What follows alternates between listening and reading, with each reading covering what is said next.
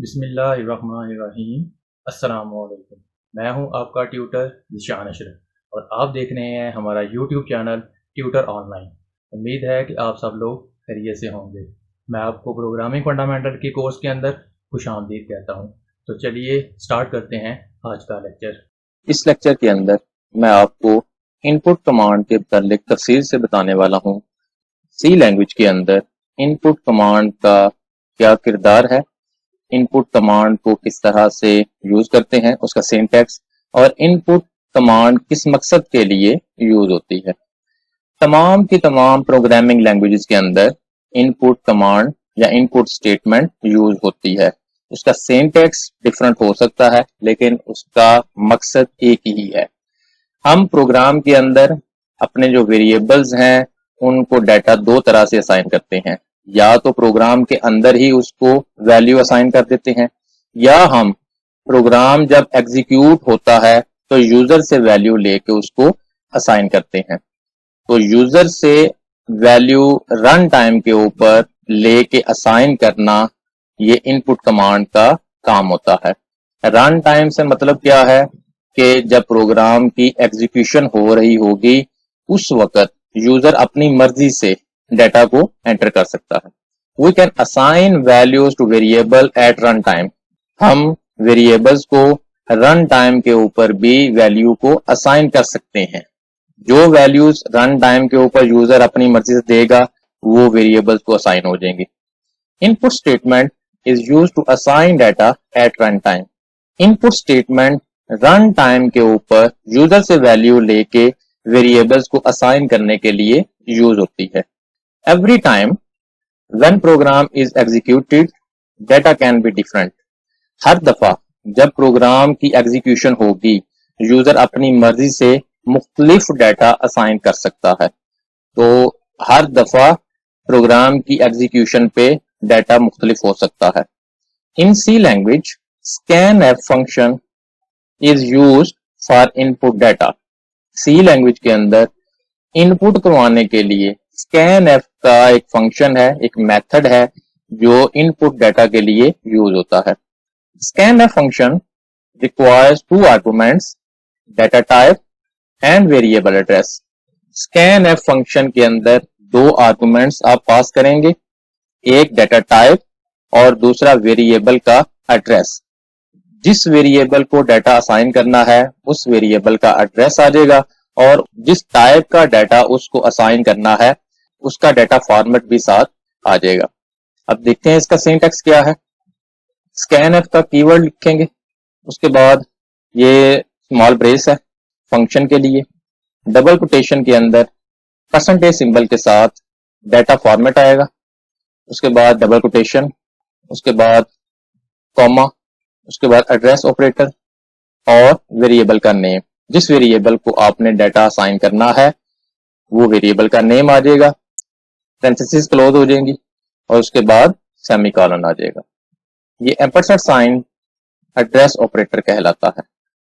जिस data type के लिए आपने वैल्यू असाइन करनी है उसका फॉर्मेट यहाँ पे परसेंटेज सिंबल के साथ मेंशन करना पड़ता है।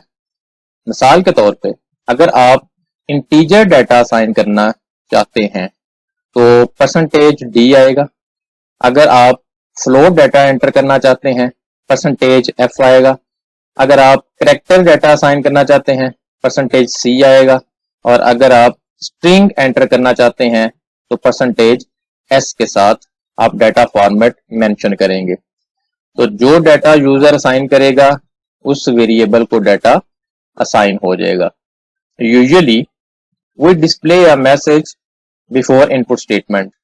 आमतौर पे किसी भी इनपुट स्टेटमेंट से पहले एक मैसेज डिस्प्ले करवा देते हैं यूजर को ये बताने के लिए कि उसने क्या करना है। ये स्टेटमेंट अगर ना डिस्प्ले कराएं तो रन टाइम के ऊपर कर्सर ब्लिंक कर रहा होता है, बाज़ औक़ात यूजर को समझ नहीं आती कि करना क्या है, वो हमसे कुछ डिमांड कर रहा है। तो उससे बेहतर है इस सिचुएशन से बचने के लिए यूजर के लिए आप एक मैसेज डिस्प्ले करवा देंगे और उसके बाद इनपुट मांगेंगे। जो वैल्यू इनपुट होगी वो उस वेरिएबल को असाइन हो जाएगी। एग्जाम्पल देखते हैं। एक वेरिएबल है ए जिसको रन टाइम के ऊपर वैल्यू असाइन करनी है। उससे पहले हम एक मैसेज लिख देंगे एंटर द वैल्यू ऑफ ए, और ये हम प्रिंट एफ की कमांड के साथ शो करवाएंगे। स्क्रीन के ऊपर जब ये प्रोग्राम रन होगा तो यूजर को एक मैसेज मिल जाएगा एंटर द वैल्यू ऑफ ए के लिए वैल्यू असाइन करें।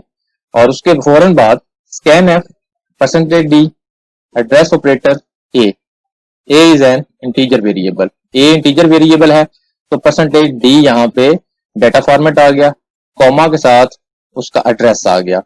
तो जब ये प्रोग्राम एग्जीक्यूट होगा तो एक मैसेज आएगा स्क्रीन के ऊपर enter the value of A. User को फौरन आइडिया हो जाएगा कि ए के लिए वैल्यू एंटर करनी है। जो वैल्यू यूजर एंटर करेगा वो ए को असाइन हो जाएगी। शर्त ये है कि वो होल नंबर के ऊपर मुश्तमिल हो, क्योंकि इंटीजर डाटा टाइप के अंदर होल नंबर ही आते हैं। अब हम इसकी प्रैक्टिकल एग्जांपल भी देखते हैं। प्रैक्टिकल एग्जांपल के अंदर एक छोटा सा प्रोग्राम बनाते हैं। Write a simple program to enter temperature in centigrade and convert it into Fahrenheit.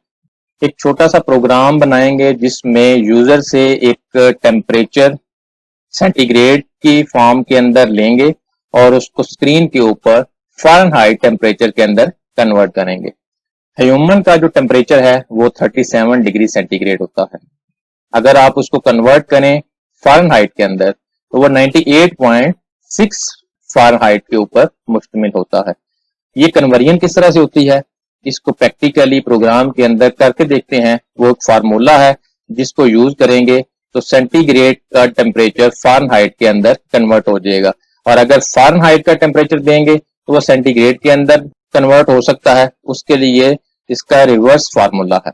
इसको प्रैक्टिकली देखते हैं परफॉर्म करके। ये हम डेव C++ के कंपाइलर के अंदर मौजूद हैं। सबसे पहले मैं हेडर फाइल को इंक्लूड करता हूं, इंक्लूड stdio.h। ये दोनों के लिए इनपुट और आउटपुट के लिए यूज होती है।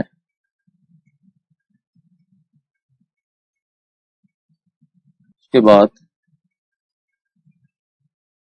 मेन, यहाँ पे एक वेरिएबल n जिसकी डाटा टाइप इंटीजर है, उसके अंदर हमने टेम्परेचर को सेंटीग्रेड के अंदर यूजर से वैल्यू लेनी है। फ्लोट टेम्प, एक मैंने टेम्परेचर का वेरिएबल ले लिया जिसकी डाटा टाइप फ्लोट है। एक मैसेज शो करेंगे print F enter the temperature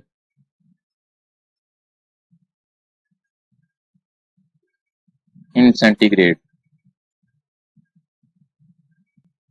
scan F %d address operator n। उसके बाद टेम्प को असाइन करें, n के अंदर जो वैल्यू पड़ी हुई है उसको मल्टीप्लाई करें 9 divided by 5 plus 32। Temperature calculate होके टेम्प वेरिएबल के अंदर आ जाएगा। यहाँ पे सिंपल उसको डिस्प्ले करवा देंगे। Print F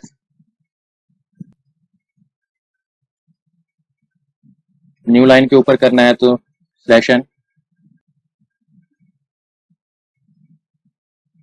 temperature in Fahrenheit, और ये किसके अंदर पड़ा हुआ है, ये टेम्प के अंदर है जिसकी डाटा टाइप फ्लोट है। तो मुझे यहाँ पे मेंशन करना पड़ेगा %f रिटर्न 0। अब मैं इसको कंपाइल करता हूँ। कंपाइल करने से पहले मैं इसको ट्राई रन करता हूँ ताकि हमें आइडिया हो जाए कि ये प्रोग्राम कैसे रन होगा। ये प्रोग्राम यहाँ से स्टार्ट होगा।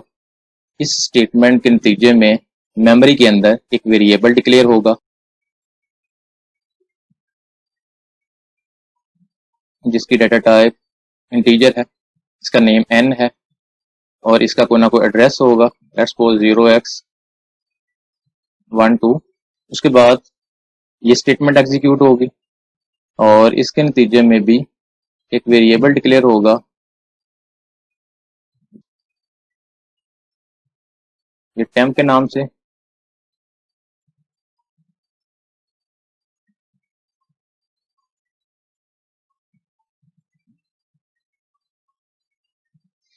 उसके बाद ये स्टेटमेंट एग्जीक्यूट होगी और इस स्टेटमेंट के नतीजे में स्क्रीन के ऊपर एक मैसेज आ जाएगा,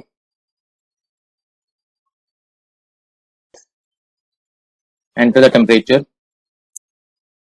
यहाँ पे वो कर्सर ब्लिंक करेगा, जो वैल्यू आप देंगे वो एन के अंदर आ जाएगी। लेट्स सपोज आपने 37 ही देना है, स्कैन एफ की स्टेटमेंट से 37 एन के एड्रेस को फाइंड आउट करेगा और इसको 37 असाइन हो जाएगी।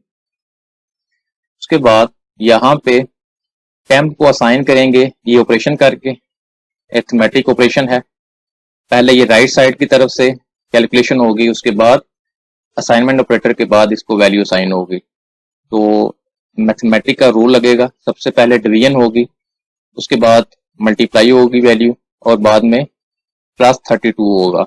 जो वैल्यू बनेगी वो 98.6 आ जाएगी, वो वैल्यू टेम्प के अंदर आ जाएगी 98.6।